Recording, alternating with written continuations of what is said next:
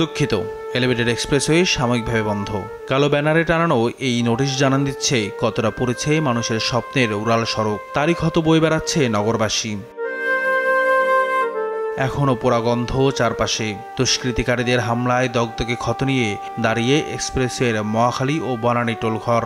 আমাদের টোল প্লাজাগুলো নষ্ট করে ফেলছে এবং ভিতরে আপনার এই ক্যামেরা যেগুলো ছিল, সোফা ছিল, অনেকগুলো ছিল, এগুলো ক্ষয়ক্ষতি হয়ে গেছে।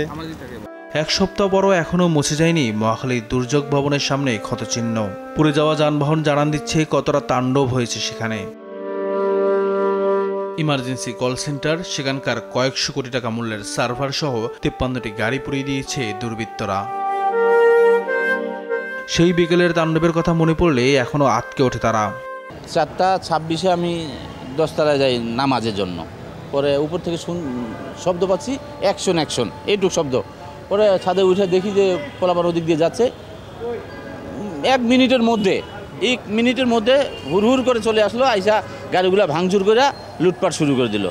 এরপরে গাড়ির ভিতরে ওরা ম্যাচ দিয়ে আগুন জ্বালিয়ে দিয়েছে। ভয় এখন তো রাত্রে অনেক সময় প্রথম 2 এখন তো মনে করেন রাত্রে ঘুমাইতেও পারি না, অনেক সময় ঘুমাইলে ভয়তে লাফ দিয়ে উঠে যায়, কারণ চোখের সামনে সব জিনিসগুলো তো হয়েছে। অফিস পুড়ে গেছে, তবুও সেবা দিতে হবে, তাই পুড়ে যাওয়া ক্ষত নিয়ে রোদে পড়েই ভবনের সামনে কাজ করছেন সেতু ভবনের কর্মীরা।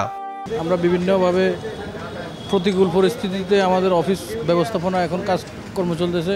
অ্যাকাউন্ট সেকশনের কাজ তো আমরা করতে পারতেছি না, কারণ এখনও তো নেট আসেনি, ইন্টারনেট। কর্মকর্তারা জানান তদন্ত শেষ হলেই ধ্বংসস্তূপ সরানো শুরু হবে।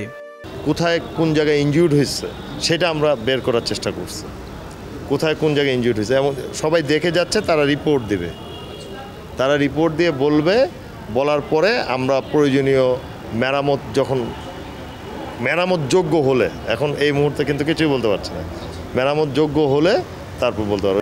যোগাযোগ খাতে সবচেয়ে আধুনিক ও দ্রুততম বাহন মেট্রো রেলও বাদ যায়নি দুর্বৃত্তদের হামলা থেকে রেহাই পায়নি রাষ্ট্রীয় সম্প্রচার মাধ্যম বাংলাদেশ টেলিভিশনও। তবে দ্রুতই ক্ষত সরিয়ে আবারও ঘুরে দাঁড়াবে দেশ, এমনটাই প্রত্যাশা সবার। নিয়াজ মোরশেদ, দেশ টিভি, ঢাকা।